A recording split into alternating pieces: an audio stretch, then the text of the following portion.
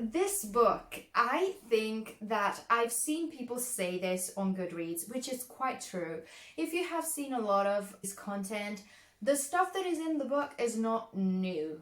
And I don't think it's meant to be new. It's not meant to be brand new information. There's some stuff that I've seen on the videos that he posted that is still there.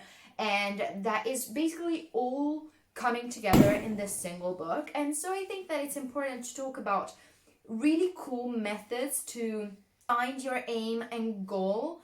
And the overall message behind the book is what it says in the title: feel good productivity. Stuff that makes you feel good while you are productive, and stuff that doesn't drain you but does motivate you to go on and do more and do better. I just did want to go into specific things that he went into because I think they're really, really cool. He does look into the idea of feeling good, and it's the classic fake it till you make it idea that you will be in a situation where you don't want to be there. You hate to be there, you have to do it, and you feel really overwhelmed and not happy. And Ali here says feeling good doesn't just end with feeling good. It actually changes our pattern of thought and behavior, which I totally think is true. Because the more you motivate yourself and you convince yourself that you're actually enjoying what you're doing, the easier it's going to be to make it become a reality. And you have immediate effects of positive emotions that are the mind open up, take more information, see more possibilities around us. It boosts your energy, reduces stress. And I think that that's a really, really cool ideology, that feeling good really is going to change stuff. And I think that that's fundamental because he does make the example of several cases in which that makes a difference. But even in our daily life, where people complain always about the job that they have, the fact that they hate it, I think it's so important to find stuff that really makes you feel good from the inside. And Ali says no failure is ever just a failure. It's an invitation to try something new. So I think that that's really cool, and we can change the way that we do interact with a specific situation, taking it from the perspective of someone else that enjoys doing something different. Ali puts emphasis on the mindset of the beginner, and the beginner is someone that starts whichever part of somebody's portrait tickles their fancy. A beginner is happy to start off playing anywhere in the field. If they make a fool of themselves, they're more willing to make mistakes. These mistakes are precisely what's needed to learn. So I really like also this idea of being a beginner. You have to be a beginner in things because you have to be the one that is the first comer, the one that is engaging at first with things. And I think that for me, for example, this idea is specifically important because I'm heading into the work world. And I've never had a consistent approach with work before of the same work over and over. I've done many jobs, but I've not done consistent, steady work. And to get into a consistent, steady work, I need to know what I like. I need to know what that is for me, what that means. And being a beginner at things is not bad because it makes you strong because you are a beginner. When we can't take ownership of the situation, we can still take ownership in the process. And the example that is given in the book is really fun, and I won't spoil it for you if you want to do read the book. But I do think that that's such a great way to look into it. For example, I'm writing essays, and the process of writing essays is not the best ever. It's a long process. It comes in with different aspects of it, and you might love or hate those, but most people don't enjoy all of the single parts of the process.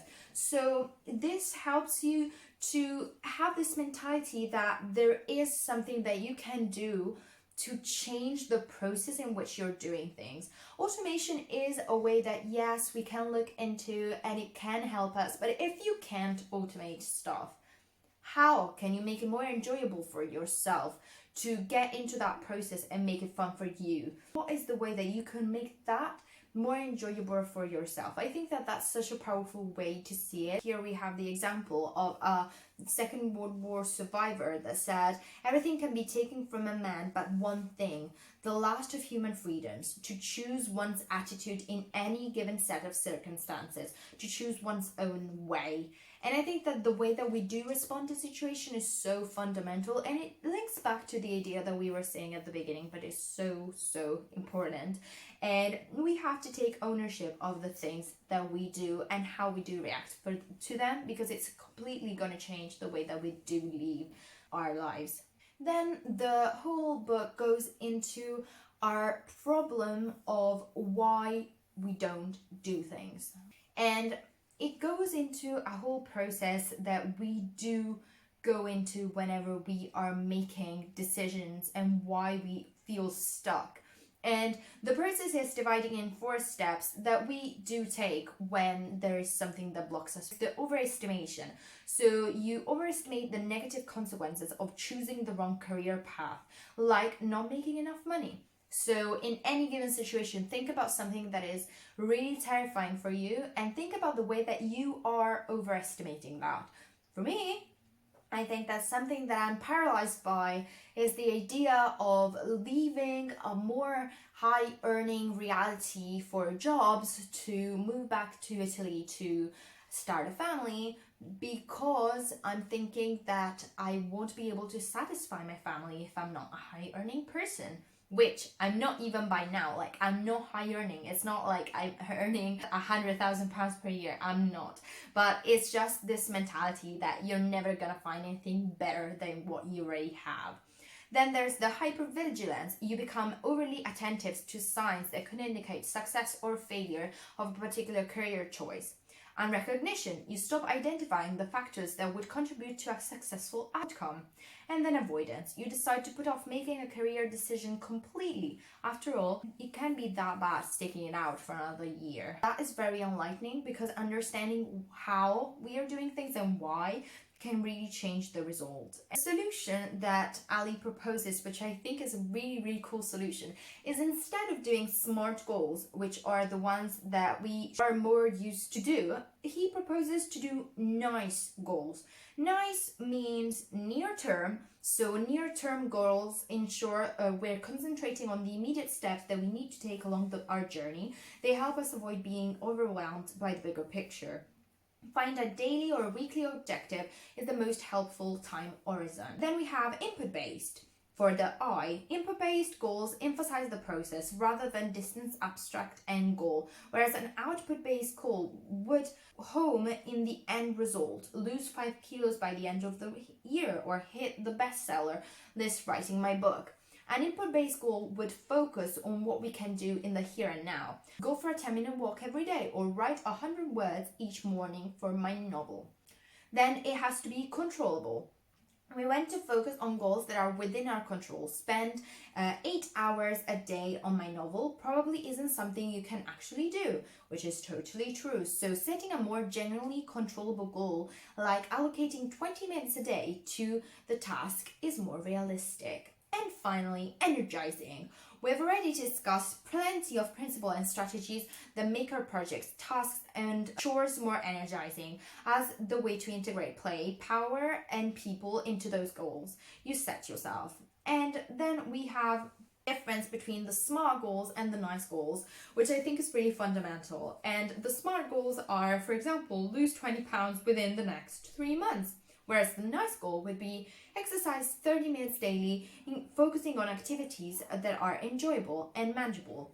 I do love the idea that the goals can be set differently and are different, and I think it's so great to be able to put this differentiation, and it's something that I find a lot also in the London Writers Salon, which is the service that I do use to motivate me to write, that they always focus on making goals achievable. They focus on NICE goals instead of SMART goals, and I think that's so smart, because you end up having a clear picture of where you want to go. So now that we know what types of goal we need to set, the second part of overcoming procrastination is block in specific tasks that you've been avoiding. At this level, you need to start addressing the tasks that you've been setting on your to-do list for too long. So this goes into calendar blocking, putting into your calendar what you need to do. Then part 2, level 2 is block most of your day. And finally, level 3 is time blocking your ideal week. The next suggestion from Ali is to find courage. Because courage is power. Getting to know your fears is the first step towards overcoming them. After the finding courage, what is going to stop us from reaching our goals is fear. So the fear that stuff is going to go wrong keeps us stuck in a position where we don't want to change because the changes are not foreseeable in our mind. For getting started, Ali goes into Newton's advice that it takes more energy to get started than it does to keep going. For the law of motion, where it says that if an object is still, it will remain still, but if an object is moving, it will keep moving unless it's stopped by external forces, which could be gravity, pressure, and in the case of productivity, distractions, tiredness, and all other kinds of things. A suggestion that I've seen Ali make also in this book is the 5-minute rule. There is a simple technique that encourages you to commit to working on a task for just 5 minutes.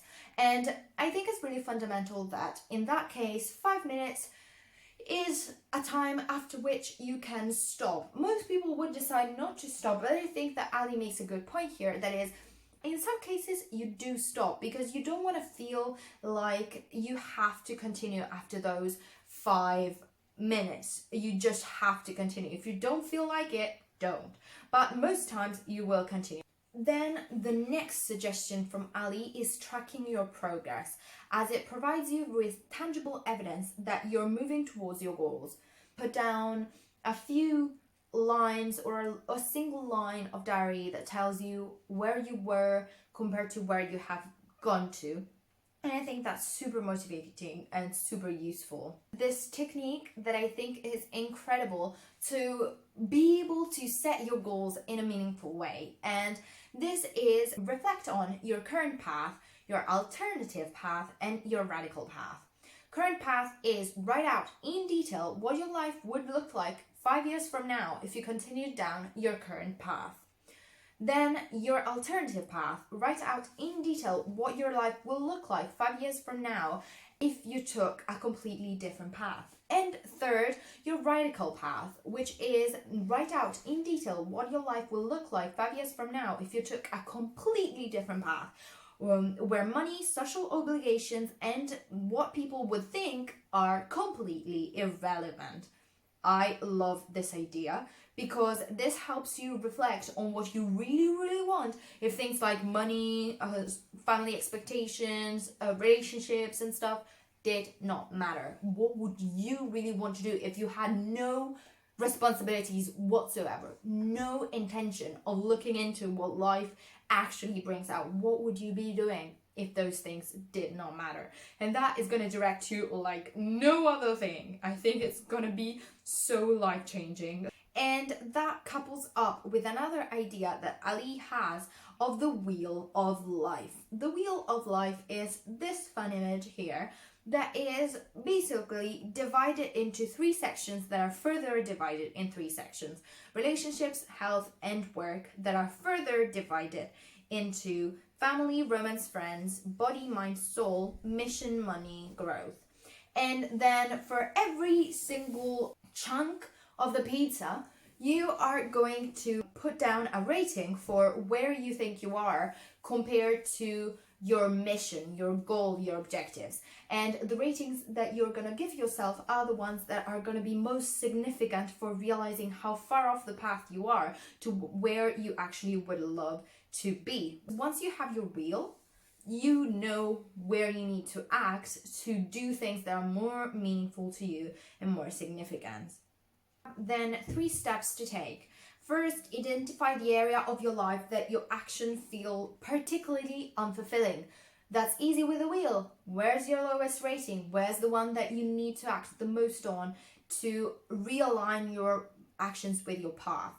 Then second, come up with a hypothesis. This means adopting experimental mindset. All scientific experiments have an independent variable, the one that you can change and see what effect it could have. If you were to change one, just one, what would it be? What effect do you think that will have on your life? And then step 3 is execute, make a change. Once you have identified your variable, go in. What is it that you need to do to actually implement that change for yourself? This is how Ali proposes that we do align ourselves with our aims, goals, objectives for our future life. Do I think that this book is to be recommended? Yes, I definitely think, especially if you're a person that, like me, is generally very lost, generally in a situation or period of their life where they need a bit of guidance. They need to go into things with a clearer mindset, are a bit confused. They don't really know what they want to do, where they need to go. This will really help them to realize where they want to go in the future and being able to do a job that is important for them. And I think that is especially crucial for young people that are feeling lost, because older people, I think, are more used to it. And I know it's bad to say, but it's true that older people that have been in a career that they hated all their lives can still change, but still they are much more used to making those choices, so they are much harder to change. Whereas a young person that has all the future ahead of them is gonna be much more benefited by looking into those ideas, engaging with those tasks. This is an overall review of the book with those steps for you to take, but then in the next video I'm gonna actually take those steps along with you and define my own path for 2024 with you, so that my getting clarity can help you get more clarity. I really think that this book is worth keeping and having up, and I think that if you are not loving of those videos or having to find the correct video every time, the book can really help, because it can really give you tools that you have really in your hands at all times that you can engage with. I think that is going to benefit you and that is going to help. And if you are so familiar with Ali's content, it's not going to be super surprising for you, the content of the book, but I think that having it all in one place can be really helpful. I really hope that you enjoyed this overall review and the deep dive into looking into how you could improve your life path and how you can do that. And I really hope that you will decide to stick around, subscribe to the channel, like the video, and I really hope to see you all in the next one.